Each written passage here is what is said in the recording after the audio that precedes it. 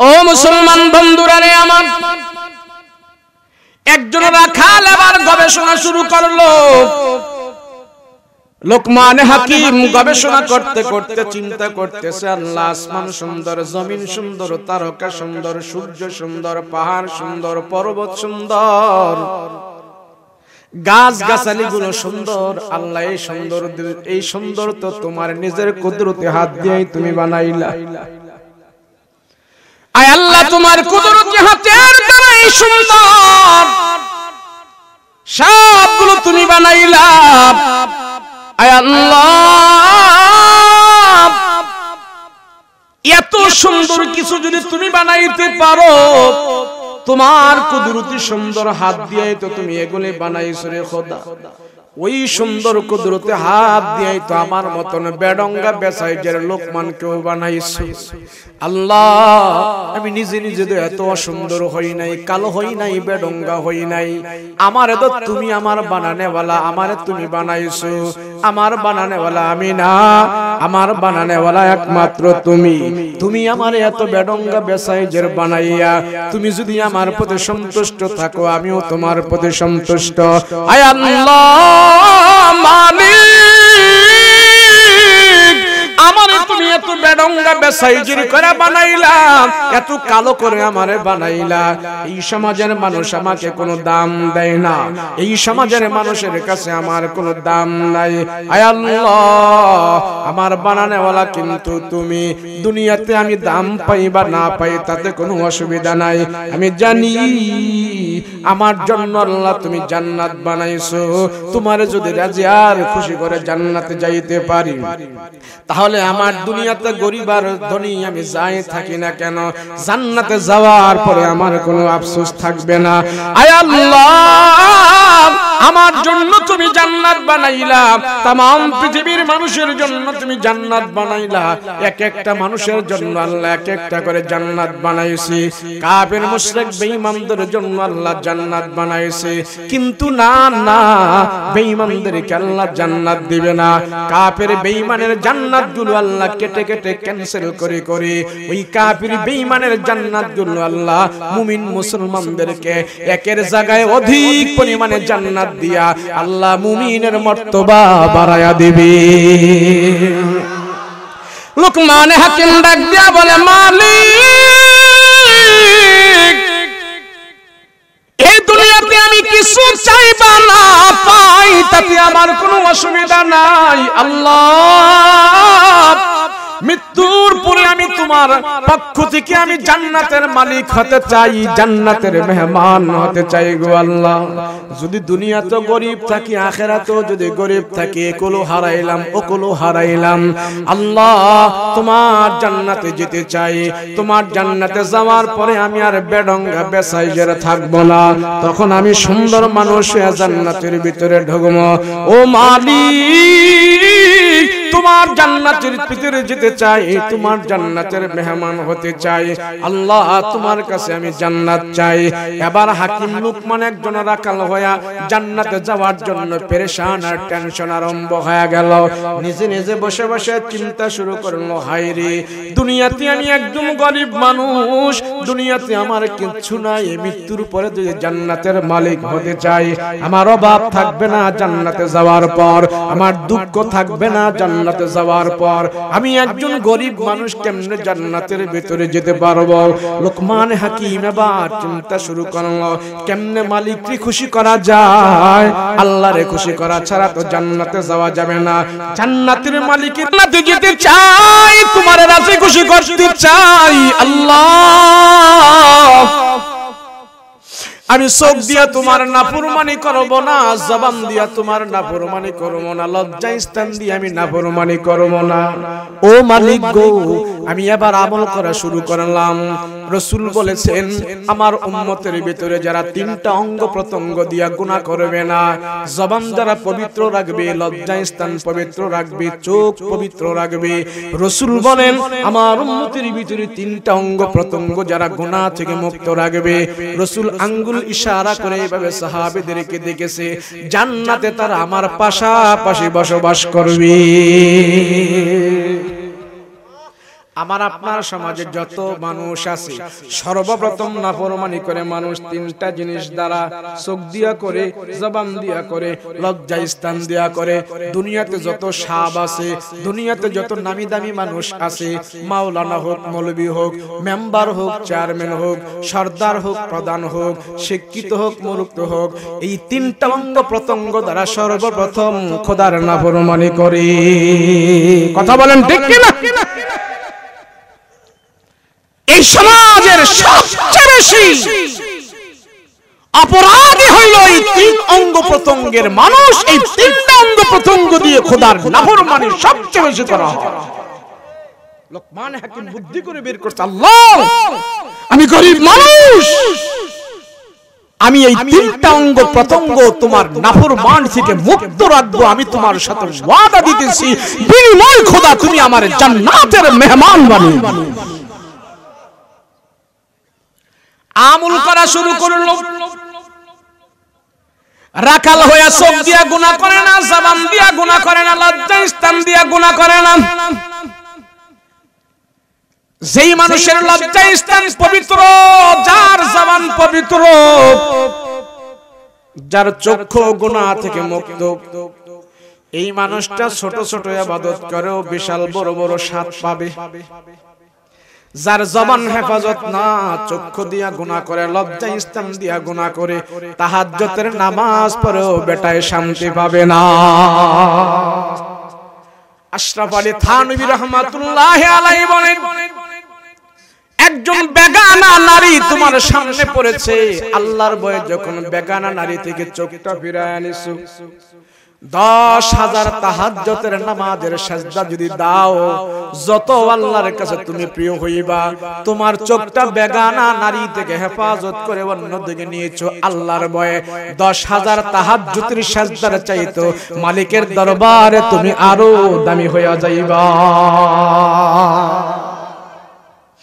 হযরত আবু বকর রাদিয়াল্লাহু আনহু ভাড়া মজলিসে সাহাবীদের সাথে হাঁটে, সাহাবীদের সাথে বসে থাকে। মাঝে মাঝে সাহাবীরা লক্ষ্য করে আবু বকরের মুখের মধ্যে পাথর ঢুকানো আছে। আবু বকর নিজে নিজেই তার মুখের ভিতরে পাথর ঢুকায় রাখে। সাহাবীরা জিজ্ঞাসা করে, আবু বকর এটা কেমন আমল, মুখের মধ্যে পাথর ঢুকায় রাখছেন, কারণ কি? আবু বকর কোনো কথা কয় না, কথা কয় না। পাথর ঢুকায় রাখছে।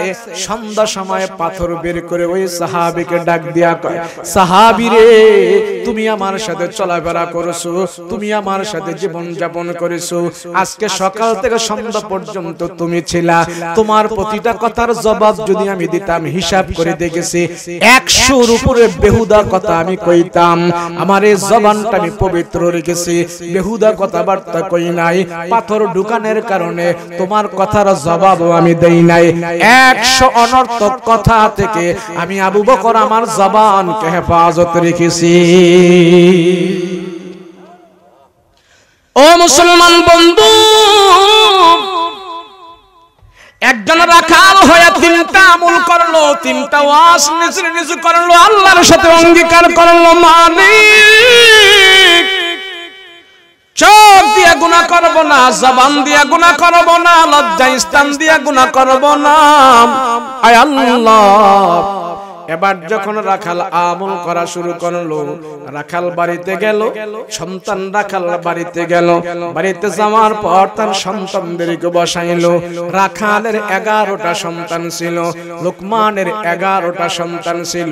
11টা সন্তানকে বসাইয়া হাকিম লোকমান তাদেরকে নসিহত করতেছে, ও সন্তানেরা শোনো, আমার বাবার পক্ষ থেকে তোমাদের উপরে আদেশ, আমার বাবার পক্ষ থেকে তোমাদের উপরে নসিহত। আমি বাবা যদিও রাখাল, কিন্তু তোমরা হলে আমার পিতা, আমার বাবার পক্ষ থেকে তোমাদের উপরে নসিহত হইল। 3টা নসিহত তোমাদেরকে আমি করতেছি, ভালো করে শোনো। 1 নম্বরের নসিহত হইল, জীবনে কোনোদিন নামাজ ছাড়বা না। 2 নম্বরের নসিহত হইল, আল্লাহর সাথে তোমরা শরীক করবা না। 3 নম্বরের নসিহত হইল, মাতা পিতার সাথে কোনোদিন বেয়াদবি করবা না। নিজে আমল করতেছে তিনটা, সন্তানদেরকে আমল করাইতেছেন কয়টা? জোরে কান, তিনটা। মোট হলো 6টা। একটা ফ্যামিলির ভিতরে 6টা আমল যখন জারি হয়ে গেল, একটা ফ্যামিলির ভিতরে যখন 6টা আমল করা শুরু করলো, রাখালের ফ্যামিলি, রাখালের সন্তানেরা এবং নিজে যখন 6টা আমলের উপরে উঠলো, আল্লাহ তার প্রতি খুশি হয়ে গেল। আল্লাহ ডাক দিয়া কয়, রাখাল আমি আর তোরে রাখাল রাখতে চাই না। তোর আমলের কারণে, তোর গুণের কারণে, তোর গুনাহ থেকে মুক্ত থাকার কারণে আমি আল্লাহ সিদ্ধান্ত নিয়েছি তোর মতন কালো একটা মানুষকে আমি আল্লাহ নবুয়তি দান করে দিতে চাই। তোর নবুয়তি দিতে চাই। আল্লাহ পাক রব্বুল আলামিন ডাক দিয়ে কয়, রাখাল লুকমান আমি আল্লাহ তোর প্রতি খুশি হয়ে গেছি তোর আমলের কারণে। আরে গুনাহ মুক্ত জীবন যাপন করার কারণে আমি আল্লাহ তোরে দামি বানাইতে চাই। দুনিয়ার জমিনে তোরে আমি দামি বানাইতে চাই। আমি আল্লাহ পৃথিবীতে যত নবী বানাইলাম, কোন নবীর আমি কালো করে বানাই নাই, কোন কালো মানুষকে আমি আল্লাহ নবুয়ত দান করি নাই। যাদেরকে আমি আল্লাহ নবী বানাইছি তাদের চেহারা সুন্দর ছিল। দুনিয়াতে আমি আল্লাহ যাদেরকে নবী বানাইছি তাদের কণ্ঠ সুন্দর ছিল। দুনিয়াতে আমি আল্লাহ যাদেরকে নবী বানাইছি তাদের জবান খুব পরিষ্কার ছিল। আমি আল্লাহ দুনিয়াতে যাদেরকে নবী বানাইছি তাদের বংশমর্যাদা অনেক দামি ছিল। কিন্তু তোমার আমলের কারণে, তোমার গুণের কারণে আমি আল্লাহ সিদ্ধান্ত নিলাম, রাখাল তোমার মতন একটা বৎসরত কালো মানুষকে আমি আল্লাহ আমার পক্ষ থেকে নবুয়তি দান করে দিতে চাই।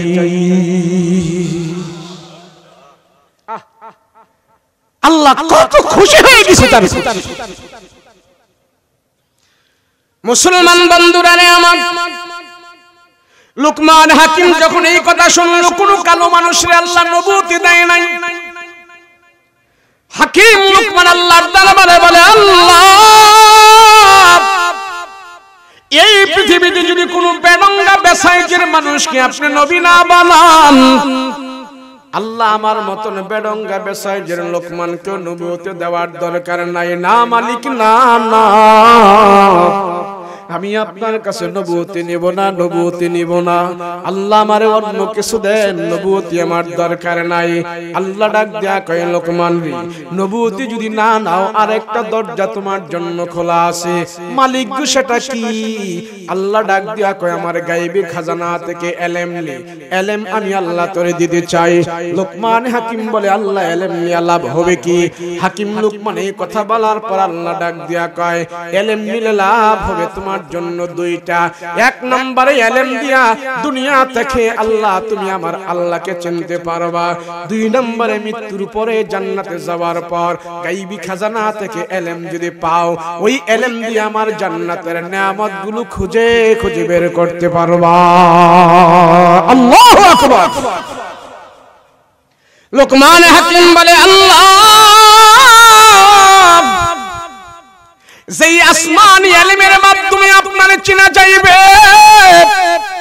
যেই আসমানি ইলম পাইলে জান্নাতের নিয়ামত পাওয়া যাইবে, আল্লাহ আপনার আসমানি ইলম আমারে দেন। আমার নবুয়তি দরকার নাই, এলেম চাই, এলেম চাই। এলেম নিলে যদি আপনারা চিনা যায়, আমার এলেম দেন গো আল্লাহ, এলেম দেন। লোকমান হাকিমকে আল্লাহ পাক এমন এলেম দিয়েছে, আমি 4টা তাফসীরের ভিতরে পড়েছি সূরা লোকমানের 4টা তাফসীরে, 4টা তাফসীরের ভিতরে একই কথা লেখা আছে। আল্লাহ সুবহানাহু ওয়া তাআলা রাখালকে পছন্দ করে।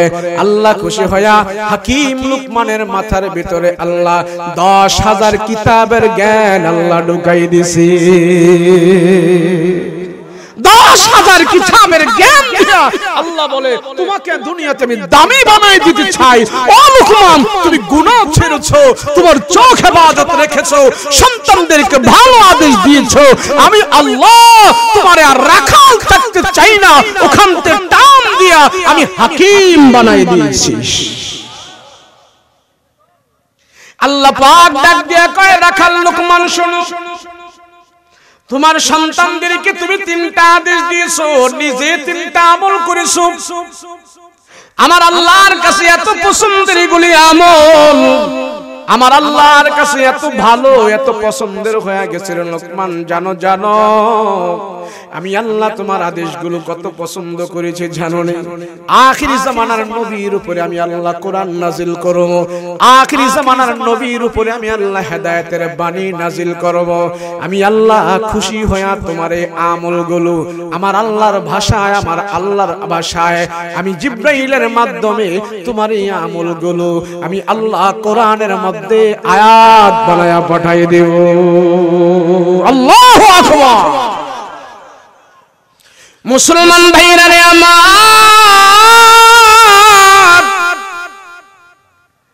একজন রাখাল আমল করে আল্লাহর দরবারে এত দামি ওই রাখালের চাইতে আমার আপনার দাম সমাজের ভিতরে কম না বেশি জোরে বলেন রাখালের চাইতে আমার আপনার দাম বেশি সমাজের মানুষের কাছে দাম বেশি কিন্তু আল্লাহর কাছে আমার আপনার দাম বেশি না কথা বলেন ঠিক কিনা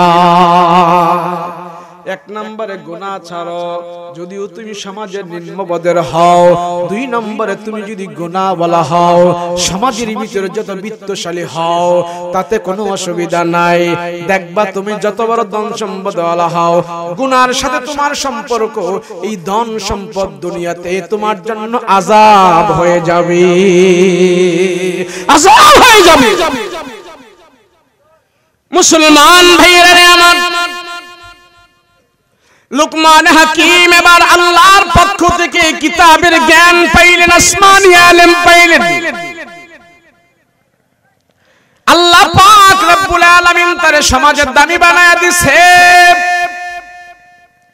লুকমান হাকিম এখন গান করব আলোচনা করে মানুষদেরকে উপদেশ দেয় সৎ উপদেশ দেয় হাকিম লুকমান যখন এইভাবে মানুষদেরকে জ্ঞান বিতরণ করে সুন্দর সুন্দর উপদেশ দেয় হাজার হাজার মানুষ তার সামনে জড়ো হয়ে যায় আর মানুষেরা তার কথাগুলো মনে মুক্তার মতন শুনতে থাকে একদিন লুকমান হাকিম মজলিস জমায়া সবাইকে জ্ঞান গর্ব কথা বলতেছে পাশ থেকে একটা লোক লাফ দিয়া দাঁড়ায় গেছে ও বক্তা আপনার ওয়াজ বন্ধ করেন লুকমান গো আপনার কথা বন্ধ করেন কয় কেন বন্ধ করব কয় আপনি আমারে চিনেননি বলে হ্যাঁ তোমারে তো চিনি বলে আপনি এত বড় সম্মানী কেমনে হইলেন আমি আর আপনি তো দুই মালিকের রাখাল ছিলাম আপনি এক মালিকের রাখাল ছিলেন আমি আরেক মালিকের রাখাল ছিলাম আমার কথা মনে আসেনি আমরা দুজনে রোদ্রে পড়িয়া বৃষ্টিতে ভিজিয়া মানুষের ছাগল বকরি চড়াইতাম মনে আসেনি লোকমান হাকিম কয় হ তো আমার মনে আছে তুমি তো আমার পাশের জমিদারের রাখাল ছিল আমার মনে আছে লোকটা ডাক দিয়া কয় লোকমান আমি তো এখনো রাখাল রাখাল রয়ে গেলাম আপনি এত সম্মানের পাত্র কেমনে হইলেন কেমনে হইলেন মুক্তাগাছা শহরের ভিতরে যদি দুইজন রিকশা চালায় মুক্তাগাছা শহরের ভিতরে যদি দুইজন বাদাম বেচে এক বাদামওয়ালা যদি ইউনিয়নের চেয়ারম্যান হয়ে যায় মুক্তাগাছার চেয়ারম্যান হয়ে যায় আর এক বাদামওয়ালা যদি শুনে আমার সাথে বাদাম বিক্রি করতে উনি এখন চেয়ারম্যান বুঝেন তার অবস্থাটা কেমন হবে কথা বলেন ঠিক কিনা হায় রে আমরা দুইজন একসাথে মুক্তাগাছা শহরে রিকশা চালাইতাম একজনে এখন এত বড় চেয়ারম্যান হয়ে গেল মেম্বার হয়ে গেল এমপি হয়ে গেল সেই এমপি হয়ে গেল আমি দিয়ে এখনো রিকশা চালাই কারণ কি এবার ওই লোকটা ডাক দেয়া কয় লোকমান গো আমি আর আপনি দুইজনে তো ছাগল বকরি চড়াইতাম কিন্তু আমি তো এখনো রাখাল রাখাল রয়ে গেলাম আপনি এত সম্মানের কেমনে হইলেন আমি কি আপনার মতন হতে পারবো কিনা হাকিম লুকমান কয় তুমিও পারবা কয় কেমনে পারবা কয় গুনাহ ছেড়ে দাও কষ্ট হলেও হারামে যাইবা না কষ্ট হলেও তুমি হারাম খাইবা না আল্লাহরে ভয় করে চলো চোখ হেফাজত করো জবান হেফাজত করো লজ্জা স্থান হেফাজত করো গুনাহ থেকে মুক্ত থাকো ঘরের ভিতরে সন্তানদেরকে আমলওয়ালা বানাও নামাজিওয়ালা বানাও শিরক থেকে তোমার সন্তানদেরকে হেফাজত করো পিতা মাতার সেবা করা শিক্ষা দাও আমলওয়ালা পরিবেশ যখন হয়ে যাবে আল্লাহর নাফরমানি যখন তোমার জিন্দেগি থেকে তুমি ছেড়ে দিবা আল্লাহর রহমত তোমার কাছে ভরপুর হয়ে যাবে আল্লাহ তোমার দুনিয়া আখিরাতে দামি বানায়া দিবে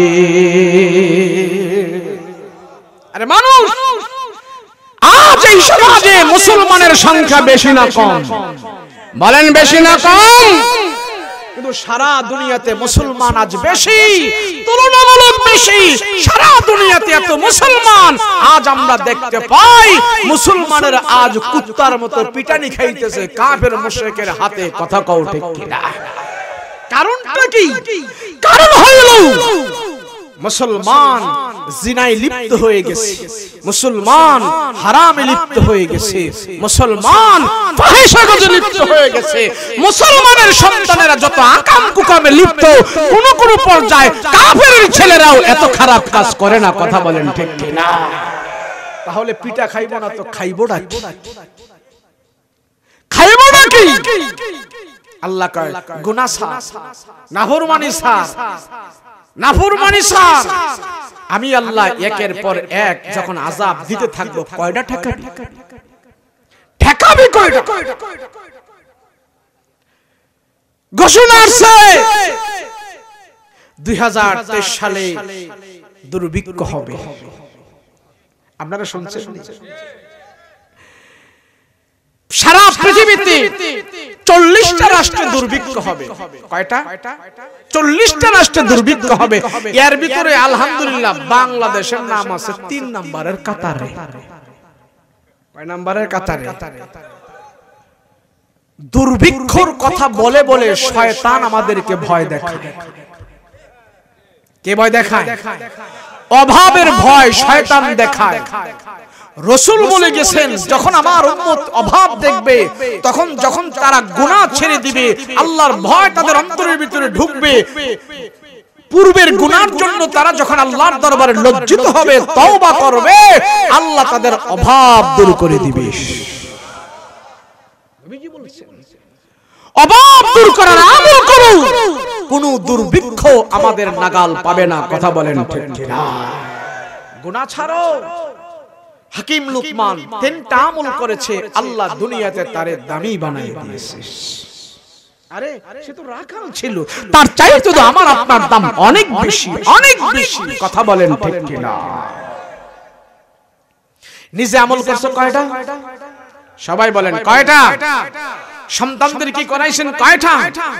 মোট কয়টা? এই 6টা আমল যদি আমার আপনার ফ্যামিলিতে হয়ে যায়, জিন্দেগিতে হয়ে যায়, আমার আপনার নাম কোরআনে আসবে না, আমার আপনার নাম কোরআনে হবে না, আমার আপনার নামে কোরআনে সূরা হবে না, কিন্তু আমার আপনার নাম জান্নাতের খাতায় লেখা হয়ে যাবে। রাজি আছেন আমল করতে? করতে রাজি আছেন? হা হা, বুঝা যায় এই যে কিছুদিন পরে তো আরো শীত নামবে। নামবে না? কথা কয় না, নামে না? এই পুরা শীতের মধ্যে বোঝা যায় আমলি মুসল্লি কয়জন, কোনটা রেডিমেড মুসল্লি আর কোনটা অরিজিনাল মুসল্লি পুরা শীত নামলে চিনা যায়। কথা কোন ঠিক কিনা? কিরে তোরে তুই গরমের নিচে এসির নিচে দেখি, ফ্যানের নিচে দেখি, শীতের মধ্যে কই? এই কই থাকো শীতের মধ্যে? তোর মসজিদে পাওয়া যায় না কেন? হুজুর যে শীত বি লাগে, ঠান্ডা বি লাগে, মাগার ওযু বানাইতে গেলে খুব ভয় ভয় লাগে, এত ঠান্ডা পানি দিয়ে কি ওযু করা যায়নি?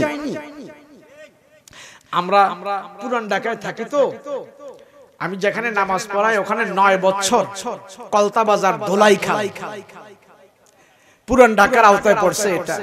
এদেরকে যখন বলি কিরে তোরা মসজিদে আহস না শীতের মধ্যে, তো করে পাওয়া যায় না কেন? যে ঠান্ডা ওস্তাদ জি ওযু বি বানাইতে গেলে মাগার পানি কামড় মারে, এত ঠান্ডা পানি দিয়ে কি মসজিদে ওযু করে যাওয়া যায়? হায় হায়, সে যদি জানতো ওযুর মর্তবা কত, তাহলে 24 ঘন্টা সে ওযুর শহীদ থাকতো। কথা বলেন ঠিক কিনা?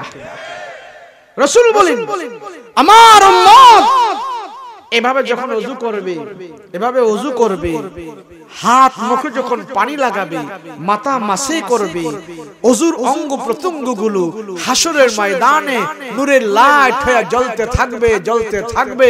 আমি রাসূল চিনে চিনে সুপারিশ করে করে এটা আমার উম্মত বুঝবো, তারে সুপারিশ করে আমি রাসূল জান্নাত নিয়ে যাব। মানে ওযু করলে লাভ না লাভ? তো একটু শীত পড়লে যে হে ওযু করে না, তাহলে তার ঈমান কতটুকু আছে এটা তো বুঝাই যায়। কথা বলেন ঠিক কিনা? সমাজে কিছু কিছু মানুষ আছে না, হুজুর এত নামাজ কইরেন না, আমগো ঈমান আছে, আল্লাহ আমগরে কি এতই দূরে সরাই দিব, একদিন না একদিন বেহেশত নিব আল্লাহ আমগরে। কয় কি কয় না, খালি নামাজ পড়লে খালি বেহেশত যান যাব না, নাইলে আল্লাহ নিব না বেহেশত, কইতে পাইছেন এগুলো কয় না কয় না। আরে এই ব্যাক কলে জানেই না, আগে তো তোর হিসাব ধরবো নামাজের, হ্যাঁ যদি ফেল করো তো সব ফেল। নামাজ রাসূল পাক সাল্লাল্লাহু আলাইহি ওয়াসাল্লাম বলেন, আমার উম্মতের নামাজ ঠিক সব ঠিক। আমার যে উম্মত সকাল বেলা ফজরের নামাজ পড়ে মসজিদ থেকে বের হলো, তোমরা সাক্ষী দাও সে ইসলামের পতাকা নিয়ে মসজিদ থেকে বের হয়েছে। বলেন এই পতাকা কয়জনের লই আমরা? যে মসজিদে আসতেছে যাইতেছে, তোমরা সাক্ষী দাও তার ঈমান আছে। রাসূল বলেন তার ঈমান আছে, কিন্তু আমার ঈমান আমারে লেপের নিচ থেকে উঠায়া, কম্বলের নিচ থেকে উঠায়া মসজিদ পর্যন্ত আমার ঈমান আমারে আনে না। ওই ঈমান আমারে কেমনে জান্নাত পর্যন্ত নিবে? যে ঈমান আমারে মসজিদে আনে না, যে ঈমান আমার আল্লাহর কুদরতি কদমে সিজদা দিতে আমাকে উদ্বুদ্ধ করে না, সেই ঈমান দিয়ে জান্নাতে যাওয়া যাবে না। কথা বলেন ঠিক কিনা? মানুষ আল্লাহকে পাওয়া তো সহজ, একজন রাখাল আল্লাহর দরবারে এত দামি হয়ে গেল, আমল করি তো রাখালের চাইতে তো দুনিয়াতে আমার দাম বেশি, আমিও তো দামি হতে পারি। কথা বলেন ঠিক কিনা? লোকমান হাকিম সন্তানকে বলেছে, এক নাম্বার নামাজ ছাড়বা না, নামাজ ছাড়বা না, নামাজ ছাড়বা না। বলেন আপনার সন্তানকে আদেশ দিবেন? কথা কানে দিবেন? হুজুর ফোলারে আদেশ দেব কি, নিজেই তো করি না। কথা কান না, ওনার নিজে তো বেনামাজি, লঙ্গি পাক নাই, কিরে মসজিদ কিরে নামাজ পড়তে আহো না ভাই। হুজুর যান, আজকে শরীরটা ভালো লাগে না। কার শরীর ভালো না লাগলে কি বসে বসে পড়িস, আয়। না হুজুর যান, হুজুর লঙ্গি ভালো না, যান। কারে লঙ্গি ভালো না হয় তোর লঙ্গির ব্যবস্থা করবো, আয়। যান তো হুজুর ভালো লাগে। হুজুর যখন একটু বারবার কয়, যান এই ভালো না সেই ভালো না করতেছি, এখন দেখতেছে আপনারা নিজেরাই ভালো, এত কথা লাগে না, যান আপনারা। বিরক্ত হয়ে যায় নামাজের কথা বল। আবার কিছু কিছু মানুষ আছে, আমরা যখন বলি ভাই একটু মসজিদে আসেন, জান হুজুর জান, আমরা গরিব মানুষ, নুন আনতে ফান্তা কুড়ায়, আমরা গরিব মানুষ হুজুর, হাতে হ্যান্ডল, পায়ে পেট্রোল, গায়ে ঘাম, সারাদিন এই যে কাজ কাম করি, গাম এটা সেটা, এত গরিব মানুষ। আমরাও যদি আপনাদের মতো যে মসজিদে ভইরা থাকি তো বলছি বলা খাইব না। নামাজের বেলা হাতে গরিব হয়ে গেছে। কিরে তুই রিকশাওয়ালা, এত বড় মোবাইল কে? হুজুর গরিব মানুষ, একটা মোবাইল কোন রকম লইছি। আমি তুই গরিব, মোবাইলের দাম কত? হুজুর মাত্র 16,000 টাকা। হ্যাঁ 16,000 টাকার মোবাইল চালায়, নামাজের টাইমে হ্যাঁ গরিব হয়ে যায়। কথা কোন ঠিক না? কিরে তুই গরিব মানুষ, 16,000 টাকার মোবাইল চালাস? হুজুর আমি তো এটা চালাই, আমার বিবি ঘরের ভিতরে ছবি টবি দেখার জন্য সেখানে 32 ইঞ্চি টেলিভিশনও রাখছি। তো নামাজের বেলা তুই গরিব? হুজুর আমরা গরিব মানুষ, নুন আনতে ফান্তা ফুরায়, হাতে হ্যান্ডল, পায়ে পেট্রোল, গায়ে ঘাম, আমরা কি আর আপনার মতো মসজিদে গিয়ে পয়রা থাকতে পারো? হুজুর যান, হুজুর আপনারাই যান। হাসরের ময়দানে আল্লাহ যেদিন প্রথম নামাজের হিসাব নেবে, এই বান্দা আল্লাহর কাছে যায় এই কথাই কইব, আল্লাহ আমরা গরিব মানুষ ছিলাম, আমরা তো নামাজ টামাজ পড়তে পারি নাই, খোদা তুমি আমাদেরকে যদি এত সাপ সাপ দাও, খোদা অন্য কিছু দাও, আল্লাহ মাফ করে দাও, আমরা গরিব ছিলাম, এত কপাল লাগাইয়া তোমার সেজদা দিতে পারি না, আল্লাহ আমরা গরিব। তো হাসরের ময়দানে এরকম গরিব কারা কারা? সব বেনামাজি গরিব গুলোর আল্লাহ এক সাইড করাবে, এই সাইড বেনামাজি গরিব কারা, সাইড হও। সব বেনামাজি গরিবকে আল্লাহ হাসরের ময়দানে সাইড করাবে, এক সাইড করাবে। আল্লাহ ডাক দিয়ে বলবে তোরা গরিব ছিলি দুনিয়াতে, নামাজ পড়তে পারোস নাই, আমারে সেজদা দেস নাই, তো সব কইবে আল্লাহ না আমরা গরিব মানুষ ছিলাম।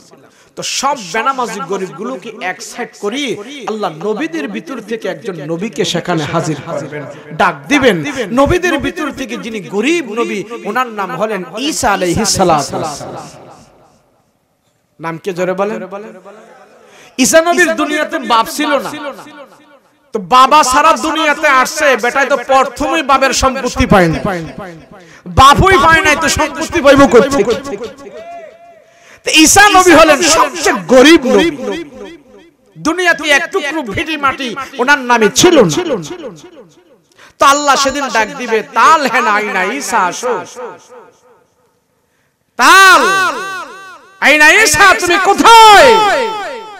ঈসা আলাইহিস সালাতু ওয়াস সালাম আল্লাহর সামনে হাজির হবে, লাব্বাইক আনা হাজির। আল্লাহ পাক বলবেন ঈসা আচ্ছা আমার এই সমস্ত গরিব বান্দাগুলো বলতেছে তারা আমার আল্লাহরে সিজদা দেয় নাই, এই সম্মানিত কপাল আমার কুদরতি কদমে লাগায় নাই, তারা নাকি গরিব ছিল। ঈসা গো দুনিয়াতে তোমার কি কি সম্পদ ছিল একটু বলো না, দুনিয়াতে তোমার সম্পদের বর্ণনা আমাকে দাও।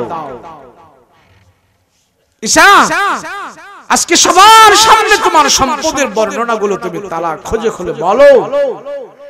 তো ঈসা আলাইহিস সালাতু ওয়াস সালাম বর্ণনা দিতে থাকবে, আল্লাহ আমার কোনো সম্পদ তেমন ছিল না, আমার বাড়ি ঘর ছিল না, আমার দালান কোঠা অট্টালিকা বিল্ডিং ও আমার ছিল না।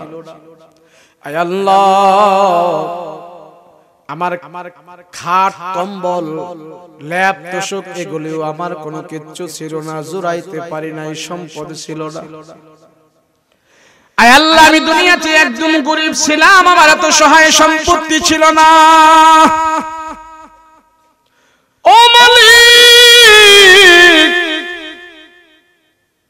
মাত্র আমার দুইটা চাদর ছিল, দুইটা চাদর, একটা চাদর আমি গায়ে পড়তাম আর একটা চাদর নিচে নিচে জড়াইয়া ধরতাম।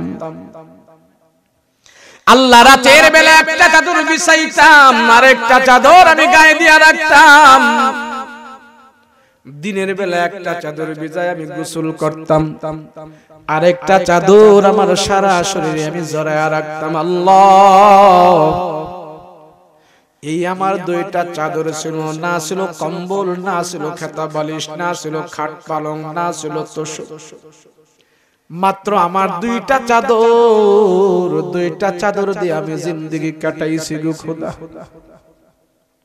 হাসরের ময়দানে ঈসা পয়গম্বর বলবেন মালিক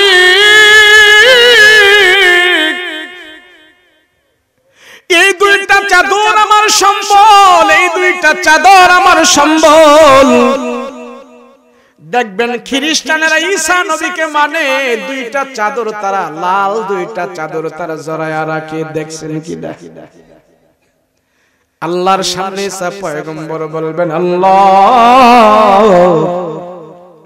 আমার পানি খাওয়ার জন্য ছোট্ট একটা পেয়ালা ছিল, এটা আমার সাথে রাখতাম, মাঝে মাঝে পেয়ালা দিয়ে আমি পানি খাইতাম। আরে মালিক আমি একদিন রাস্তা দিয়ে হাঁটতেছি, হাঁটতে হাঁটতে যখন আমি অনেক দূর গেলাম, আমি তাকায় দেখলাম একটা লোক পুকুর থেকে হাতে কোষ করে করে চললো, মেরে মেরে পানি খায়। আল্লাহ আমি ঈসা পয়গম্বর দেখে দেখে সিদ্ধান্ত নিলাম, হায় রে হাতে কোষ করে করে তো পানি খাওয়া যায়, অতিরিক্ত পেয়ালা দিয়া পানি খাওয়ার কোনো দরকার নাই। আল্লাহ গো আমার ছোট্ট পেয়ালাটা একটা অসুস্থ মানুষকে দান করে দিলাম, বাকি জনম হাতের কোষ করে করে পানি খায়া আমার জিন্দেগি আমি কাটাই দিয়েছি। মুসলমান ভাইরা রে আমার, বাজারে গিয়া দোয়া করলেও পাইবা, বাজারে গিয়া দোয়া করলেও পাইবা, মন্দিরে গিয়া দোয়া করলেও পাইবা, দরগাত গিয়া দোয়া করলেও পাইবা, দুর্গাত গিয়া দোয়া করলেও পাইবা। কথা বলেন ঠিক কিনা? ও মুসলমান সব জায়গায় আল্লাহ পাক দিবে, সব জায়গায় আল্লাহ পাক দিবে, সব জায়গায় আমার আল্লাহ আছে, কথা বলেন ঠিক কিনা? তবে আল্লাহ জানাই দিছে এমনে লইবা এমনে লইবা না, এমনে খাইবা এমনে খাইবা না, এদিক যাইবা এদিক যাইবা না, একটা আমার আদেশ আর একটা আমার নিষেধ, আমার আদেশ মানবা নিষেধ মানবা না। মাজারে গিয়া দোয়া করলো তুমি দোয়া কবুল হইবে, দরগা দিয়া দোয়া করলো দোয়া তোমার কবুল হইবে, দুর্গা দিয়া দোয়া করলো দোয়া কবুল হইবে, আল্লাহর ঘর মসজিদে গিয়া দোয়া করলো সেখানে কবুল হইবে। আল্লাহ বলে এটা আমার আদেশ, এটা তুমি গ্রহণ করো। একটা আদেশ আর সব নিষেধ। মুসলমান ভাইরা রে আমার, দোয়া কবুল হলে দোয়া কবুল করা যাবে না, দোয়া কবুল হলে যাওয়া যাবে না। কিছু কিছু জিনিস আছে দেখলেই দেখা যায় না, ধরলেই ধরা যায় না, ছোঁয়া গেলেই ছোঁয়া যায় না। চুরি করলেও টাকা হয়, ব্যবসা করলেও টাকা হয়, কথা বলেন ঠিক কিনা? চুরি করলে টাকা টোকা বেশি হয়, ব্যবসা করলে কম হয়। আপনি কোনটা করবেন? যোগ বিয়োগ সুন্দর করে বলেন, ব্যবসা করবেন না চুরি করবেন? চুরি করে টাকা কামাইবেন না ব্যবসা করে টাকা কামাইবেন? ভালো মানুষের সন্তানেরা চুরি করে টাকা কামাই করে না, ব্যবসা করে টাকা কামাই করে, কথা বলেন ঠিক কিনা? ঘুষ খায়া টাকা কামাইবেন না, চাকরি করে টাকা কামাইবেন। ভালো মানুষের সন্তানেরা ঘুষ খায়া টাকা কামাই করে না, ব্যবসা আবার চাকরি করে তারা টাকা কামাই করে, কথা বলেন ঠিক কিনা? বিয়া করলেও তো বাচ্চা হয়, জিনা করলেও তো বাচ্চা হয়, কোনটা করবেন? বুঝা গেল ভদ্রলোকের সন্তানেরা জিনা করে বাচ্চা নেয় না, বিয়া করে বাচ্চা নেবে, কথা বলেন ঠিক কিনা? বিস্কুট, একটা বেলা বিস্কুট নিলেন, বেলা বিস্কুট বুঝেন? বেলা বিস্কুট নিলেন, বিস্কুট এটা ভিজায়া খাইবেন। আপনার দাঁত নাই, বিস্কুটটা আপনি ভিজায়া খাইবেন। একটা বিস্কুট ভিজাইলেন দুধ দিয়া, আর একটা বিস্কুট ভিজাইলেন মুদ দিয়া, কোনটা খাইবেন? দুধের দাও তো বিজে, মুতের দাও তো বিজে, কোনটা খাইবেন? বুঝা গেল বাবা, বিজলি খাওয়া যাবে না, বিজলি খাওয়া যাবে না। দুধের বিস্কুট বিজে, মুতের বিস্কুট বিজে, মুতেরটা ভালো মানুষেরা খাবে না, দুধেরটাই খাবে, কথা বলেন ঠিক কিনা? দোয়া কবুল হলেই মাজারে যাওয়া যাবে না, দোয়া কবুল হলেই মাজারে সাজদা দেওয়া যাবে না, দোয়া কবুল হলেই দরগায় যাওয়া যাবে না, দোয়া কবুল হলেই দুর্গায় যাওয়া যাবে না। আল্লাহ বলে আমার কাছে চাই তুমি দোয়া কবুল করো, মসজিদে যায় দোয়া কবুল করো, রাতের বেলা কান্নাকাটি করে দোয়া কবুল করো। পীর বাবার দরবারে সাজদা দিয়া দোয়া কবুল করার কোনো দরকার নাই। এটা শিরক। ও মুসলমান বন্ধুরা রে আমার, শুনো, লুকমান হাকিম 3 নম্বরে সন্তানদেরকে যে আদেশটা দিয়েছিল, শোনো। লোকমান হাকিম সন্তানদেরকে বলেছে, সন্তানেরা মাতা পিতার সাথে কোনোদিন বেয়াদবি করবা না, মাতা পিতা তোমাদের জন্য বড় আপন, মাতা পিতা তোমাদের জন্য সবচেয়ে বেশি আপন। যেই মা বাবার দ্বারা তুমি দুনিয়ার আলো বাতাস দেখেছো, যেই মা বাবার দ্বারা তুমি দুনিয়ার জমিনে আসছো, যেই মা বাবা তোমাকে দুগ্ধ পান করিয়েছি, যেই মা বাবা তোমাকে ছোটকালে তোমার পায়খানা প্রস্রাব পরিষ্কার করিয়ে দিয়েছে, যেই মা বাবা শীতের রাতে নিজে বিছানার মধ্যে থেকেছে ঠান্ডা বিছানায়, আর তোমার মা বাবা তোমাকে রেখেছে গরম বিছানায়। শীতের কালে যে মা বাবা ঠান্ডা খাবার কিনে আস, আবুল্লাহ প্রত্যেক দিন বাবারাই না গুল্লিপ সিগারেট খাওয়ায়, আর বাজার থেকে গুল্লিপ সিগারেট আনে, আর মনে মনে ভাবে হায় রে খোদা, জন্মের পরতে দেখলাম বাবাই শুধু এগুলি খায়, খারায়া টানে, বৈশা টানে, শুয়াও বাবাই সিগারেট টানে। কি ভিটামিন আল্লাহ সিগারেটের ভিতরে তুমি ঢুকায়া রাখছো, এমন সুন্দর খাবার আমার বাবাই সব সময় খায়, একদিন তো তার নিজেও খাইতে মনে চায়।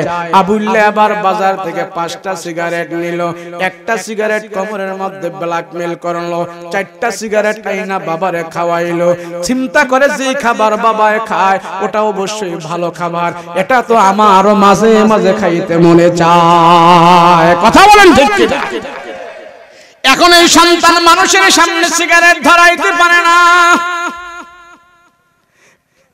মানুষের সামনে ধরাইতে পারে না, বন্ধু বান্ধবের সামনে সিগারেট খাইতে পারে না।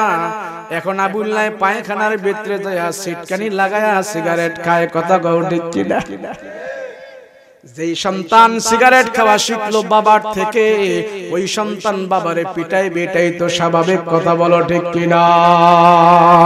সন্তানগুলো ভালো হয় মা বাবার কারণে, সন্তানগুলো খারাপ হয় মা বাবার কারণে। তার দৃষ্টান্ত প্রমাণ এই জমিনে উদাহরণ আছে। বায়েজিদ বুস্তামির নাম শুনেছেন কিনা বলেন? কোন কলেজে পড়াশোনা করেছে জানি না, কোন মাদ্রাসায় পড়ছে আমরা জানি না। বায়েজিদ বুস্তামির ওস্তাদের নাম কি আমরা জানি না। আমরা জানি বায়েজিদ বুস্তামির উস্তাদ হলেন তার মা, বায়েজিদ বুস্তামির উস্তাদ হলেন তার মা। বায়েজিদ বুস্তামির মা তার নামাজ শিখাইছে, ওযু গোসল শিখাইছে, কোরআন শিখাইছে। বায়েজিদ বুস্তামির মা তারে আল্লাহ চিনাইছে। ওই জামানার মধ্যে আরেকটা মানুষ ছিল, তার নাম ছিল হারুন। মা তারে কোরআন শিখায় নাই, মা তারে নামাজ শিখায় নাই, মা তারে ওযু শিখায় নাই, মা তারে গোসল শিখায় নাই। ওই এলাকার ওই মহল্লার পাড়া মহল্লার 2 নাম্বার ছেলেদের সাথে ওই চলাফেরা করেছে হারুন। গাঞ্জা খাইছে, মদ খাইছে, নেশা খাইছে। মা তার খবর রাখে নাই, মা পর্যাপ্ত পরিমাণ তার আদব কায়দা শিখায় নাই। সেই জন্য মার অবহেলা করার কারণে হারুন নামক ব্যক্তিটা হয়েছে বিশাল বড় সন্ত্রাসী। আর মা বাবার যত্নের কারণে হারুন নামক ব্যক্তিটা অযত্নের কারণে হারুন নামক ব্যক্তি হইল সন্ত্রাসী। আর মা বাবার আদব লেহাজ তবিয়তের কারণে বায়েজিদ বুস্তামি হয়েছেন আল্লাহর দরবারে বিশাল বড় একজন ওলি। আল্লাহ দেখাই দিচ্ছে একজন মার কারণে ওলি, আরেকজন মার কারণে হয়েছে বিশাল বড় সন্ত্রাস। মুসলমান বন্ধু, কথা আমার শেষ। বায়েজিদ বুস্তামি রাহমাতুল্লাহি আলাইহি খানা কাবায় গেল হজ করার জন্য। খানা কাবায় যে হজের কাজগুলো করতেছে, আল্লাহর ঘর তওয়াফ করে আর বলে আল্লাহুম্মা লাব্বাইক লাব্বাইক লা শারীকা লাক লাব্বাইক লাব্বাইক বলে বলে বায়েজিদ বুস্তামি খানায় কাবা তওয়াফ করে। তওয়াফ করা শেষ, এবার বায়েজিদ বুস্তামি আল্লাহর দরবারে হাত উঠাইছেন, মালিক কয়জন হাজির হজ তুমি কবুল করছো গো আল্লাহ, আমারে জানাই দাও জানাই দাও জানাই দাও। কয়জন হাজির হজ কবুল হয়েছে আমি একটু জানতে চাই। কয়জন হাজির আল্লাহ কবুল করছো আমার একটু জানতে চাই। এই দোয়া করতে করতে বায়েজিদ বুস্তামি হাতিমে কাবার উপরে ঘুমায় গেছে। খানায় কাবার পাশে বায়েজিদ বুস্তামি ঘুমায় গেছে। ঘুমের ঘুরির ভিতরে আল্লাহ পাক তার স্বপ্নে দেখাইতেছে, ও বায়েজিদ আমি আল্লাহ সব হাজিদের হজ কবুল করেছি, তবে একজন হাজির হজ আমি আল্লাহ কবুল করি নাই। আল্লাহ সে কোথায়? বায়েজিদ বুস্তামিকে আল্লাহ স্বপ্নের মাধ্যমে জানাই দিতেছেন যে হাজির হজ আমি আল্লাহ কবুল করি নাই, তারে তুমি মক্কায় পাবে না, খানায় কাবায় পাবে না। ওই যে সাফা মারওয়া পাহাড়, ওই পাহাড়ের মধ্যে যায় দেখো ওই হাজিটা কান্নাকাটি করতেছে, চিল্লাচিল্লি করতেছে, হাওমাও করতেছে, আমি আল্লাহ তার হজ কবুল করি নাই। তুমি যা তার খবর নিয়ে দেখো সাফা মারওয়াতে একটা হাজি আছে, আমি আল্লাহ তার হজ কবুল করি নাই। বায়েজিদ বুস্তামি স্বপ্ন দেখতেছে। যখন আল্লাহ পাক ডাক দিয়া বলল, বায়েজিদ আরে সবার হজ আমি আল্লাহ কবুল করেছি, একজন হাজির হজ আমি আল্লাহ কবুল করি নাই। সে মক্কায় নয়, সাফা মারওয়া পাহাড়ে। খবর নিয়ে দেখো তার হজ আমি আল্লাহ কবুল করি নাই। সাথে সাথে বায়েজিদ বুস্তামির ঘুমটা ভেঙে যায়। তুই কেমন হাজিরি, তুই কেমন হাজিরি, তোর হজ আল্লাহ কবুল করে নাই, তুই কেমন হাজিরি। বায়েজিদ বুস্তামি খানায় কাবা থেকে একটা দৌড় দিছে, দৌড়ায়া সাফা মারওয়া পাহাড়ে যায় খুঁজতেছে খুঁজতেছে, তুই কেমন হাজিরি, তোরে কোথায় পাবো রে বেঈমান, তোর হজ আল্লাহ কবুল করে নাই, তুই কেমন হাজিরি কেমন হাজিরি খুঁজতেছে খুঁজতেছে খুঁজতেছে সাফা মারওয়ার পাহাড়টা খুঁজে খুঁজে বেড়াইতেছে এক পর্যায়ে যায় বাইজিদ বুস্তামি ওই সাফা মারওয়া পাহাড়ের চূড়ার ভিতরে যায় পাইল ওই লোকটা সেখানে হাউমাউ করে কান্নাকাটি করতেছে চিল্লাচিল্লি করতেছে মাথার চুলগুলো ছিঁড়ে ফেলতেছে বুকে হাত মারতেছে আর আল্লাহর দরবারে এক হাত উঠায়া দোয়া করতেছে একটা হাত দিয়া মালিকের দরবারে দোয়া করে আর বলে আল্লাহ এই জমিনে আমি সবচেয়ে বড় জালিম এই জমিনে আমি সবচেয়ে বড় নাফরমান মালিক রে তুই আমারে ক্ষমা করে দে মালিক রে তুই আমারে ক্ষমা করে দে তুই যদি আমারে ক্ষমা না করো কে আমারে ক্ষমা করবে রে আল্লাহ তুমি আমারে ক্ষমা করে দাও বাইজিদ বুস্তামি রহমাতুল্লাহ আলাইহি খুঁজতে খুঁজতে যায় সেই নাফরমান হাজিরি পাইল যা দেখে এক হাত দিয়া মালিকের দরবারে দোয়া করে বাইজিদ বুস্তামি দাঁড়া গেলেন তার পিছনে না না দোয়া করার সময় তার সাথে আমি কথা বলবো না লম্বা দোয়া করতেছি বাইজিদ বুস্তামি তাকায়া দেখে মানুষ দুই হাত দিয়া দোয়া করে আরে বেটা তুই এক হাত দিয়া দোয়া করে কারণটা কি আর আরেকটা হাত কোথায় এবার বাইজিদ বুস্তামি লম্বা দোয়া করতেছে লোকটা কিন্তু দোয়া করা বন্ধ করে না এক পর্যায়ে বাইজিদ বুস্তামি রাহমাতুল্লাহ আলাইহি তার মাথার মধ্যে হাত রাখলো হাত রাখা তার সাথে দেখা করে বলে ভাই রে কেন এখানে তুমি কান্নাকাটি করতেছো কারণটা কি লোকটা ঘাড় ঘুরায়া দেখে জামানার সবচেয়ে বড় ওলি বাইজিদ বুস্তামি তার পিছনে দাঁড়ায়া রইছে লোকটা ডাক দিয়া কয় বাইজিদ আরে এই সাফা মারওয়ার পাহাড়ে তো আমাকে ছাড়া আর কেউ নাই কেন তুমি এখানে আসলা বলো দেখো তো আমাকে ছাড়া আর কেউ নাই বাইজিদ কেন আসলা কারণ কি এই পাহাড়ে তো আমাকে ছাড়া কেউ নাই তুমি কেন আসলা এখানে কেন আসলা কারণ বাইজিদ কয় ভাই রে তুই কেন আসলি ক কেন আসলি এখানে আমারটা পরে বলবো কেন আসলি তুই আগে ক লোকটা ডাক দেয়া কয় বাইজিদ গো তুমি তো আমারে চেনো না আমি কিন্তু তোমারে ভালো করে চিনি আমার নাম হইল হারুন তোমার নাম হলো বাইজিদ আমি এখানে আসছি ও বাইজিদ তুমি জানো না এই জামানায় আমি সবচেয়ে বড় সন্ত্রাসী আমি আল্লাহর বড় একজন পাপী সেই জন্য আমি এখানে এসে কান্নাকাটি করি এই সাফা মারওয়ার পাহাড়টা হলো এমন একটা পাহাড় আল্লাহ আদম নবীকে এখানে কান্না করার কারণে ক্ষমা দিয়েছে আর দুনিয়ার বড় বড় জালিমদেরকে আল্লাহ ক্ষমা দিয়েছে সাফা মারওয়া পাহাড়ে যদি কেউ কান্নাকাটি করে আল্লাহ তারে ক্ষমা দান করে বর্তমান জামানায় আমি আল্লাহর সবচেয়ে বড় নাফরমান সেই জন্য আমি এখানে এসে কান্নাকাটি করতেছি দেখি আল্লাহ আমারে ক্ষমা দান করে কিনা বাইজিদ বুস্তামি রাহমাতুল্লাহ আলাইহি বলে বুঝলাম তারে ক্ষমা করে কিনা আগে তুই বল এ হারুন মানুষ তো আল্লাহর দরবারে দুই হাত উঠায়া দোয়া করে আর তুমি এক হাত দিয়া দোয়া করো কারণটা কি বলো বলো বাইজিদ বুস্তামি এই কথা বলার পর লোকটা ডাক দিয়া কয় বাইজিদ গো আমার করুণ দশা করুণ কথা তুমি শুই না কি লাভ আমি তোর জন্য দোয়া করব আগে বল এক হাত দিয়া কেন দোয়া করস কারণটা কি লোকটা ডাক দিয়া কয় বাইজিদ আমার দুইটা হাতই দুনিয়াতে এসেছিল দুনিয়াতে আসছিল দুইটা হাত নিয়ে আমি দুনিয়াতে আসছি দুটোটা হাতই আমার ভালো ছিল ও বাইজিদ তোমার মা তোমারে আদব শিখাইছে তোমার মা তোমারে নামাজ রোজা ওযু গোসল শিখাইছে সেই জন্য তুমি নম্র ভদ্র হয়েছো তোমার মা তোমার জন্য দোয়া করেছে আমার মা আমাকে ওযু গোসল শিখায় নাই নামাজ রোজা শিক্ষা দেয় নাই সেই জন্য আমি বিশ্বের দরবারে বড় সন্ত্রাসী হয়েছি আমার সমাজে আমি বড় সন্ত্রাসী হয়েছি। একদিন নেশা করিয়া আমার মার উপরে আমি আক্রমণ করেছি, আমার মাকে আমি হাত দিয়ে মেরে ফেলেছি, হাত দিয়ে আমার মার উপরে আমি আক্রমণ করেছি, পা দিয়ে আমার মার উপরে আমি আক্রমণ করেছি বাইজিদ। তখন আমি বুঝতে পারি না মা যে কি জিনিস। এবার হজে আসার আগে আমার দিলটা ঝাঁকুনি মেরেছে বাইজিদ। আরে সেই হাত দিয়ে আমার মারে আমি অপমান করলাম, এই হাত নিয়ে আমি আল্লাহর ঘরে হাজির হব না।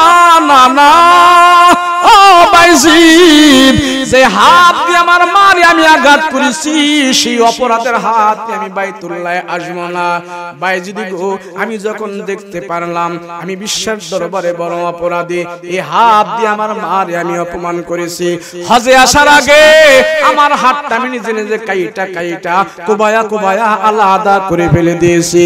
দেখো রে বাইজিদ আমার হাত নাই, দেখো রে বাইজিদ আমার পা নাই, এই হাত দিয়ে আমার মারে মেরেছি, এই হাত দিয়ে আমার বাবাকে মেরেছি, সেই জন্য আমার হাতটা আমি কাইটা আলাদা করে ফেলেছি।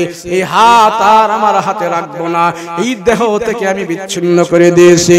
বাইজিদ আমার মারে আমি অপমান করেছি হাত দিয়া, আমার বাবারে অপমান করেছি আমি হাত দিয়া, সেই জন্য হাত কাইটা ফেলাইলাম, পা কাইটা ফেলাইলাম। বাইজিদ মুস্তামি আশ্চর্য হয়ে যায়, আল্লাহ যেই মানুষটা অপরাধ জানিয়ে হাত কাইটা ফেলাইলো, যেই মানুষটা অপরাধ জানিয়ে পা কাইটা ফেলাইলো, মালিক তারে তুমি মাফ করে দাও, মাফ করে দাও। বাইজিদ বুস্তামি আল্লাহর দরবারে হাত উঠাইলেন, আল্লাহ বাইজিদকে ইলহামের মাধ্যমে জানাই দিলেন, সাবধান, এই বেয়াদবের জন্য তুমি আমার কাছে হাত উঠায়ো না, আমি আল্লাহ তারে ক্ষমা করতে পারি না, আমি আল্লাহ তারে ক্ষমা করব না। বাইজিদের হাত নামা, আমি আল্লাহ কবুল করব না, কবুল করব না, আমি আল্লাহ তারে ক্ষমা করব না, যতক্ষণ পর্যন্ত তার গর্ভধারিণী মা তারে ক্ষমা না করবে আমি আল্লাহ তারে ক্ষমা করতে পারি না। ও যুবক বন্ধু,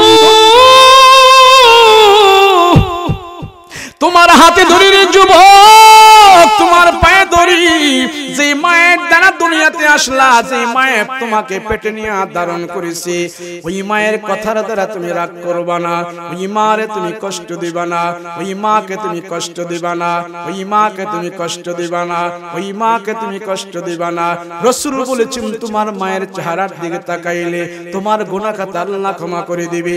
রাসূল বলেছেন তোমার মায়ের চেহারার দিকে তুমি তাকাইলে আল্লাহ তাআলা তোমাকে হজের সওয়াব দান করে দিবে।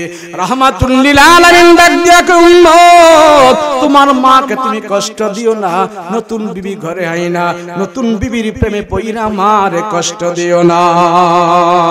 বউয়ের কথায় কইরো না ভাই মাকে অপমান, তোমার গায়ের রক্ত মাংস মায়ের অবদান, বউ হারালে বউ পাবি তুই প্রতি ঘরে ঘরে, মা হারালে মা পাবি না সারা জনম ভরে।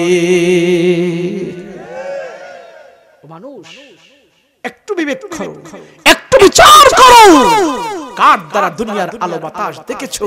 লোকমান হাকিম সে বলেছে, সন্তানেরা ও সন্তানেরা শোনো, মা বাবারে কষ্ট দিও না, 3 নম্বরে আমলটা কইরো, আল্লাহ তোমাদের প্রতি রাজি আর খুশি হয়ে যাবে।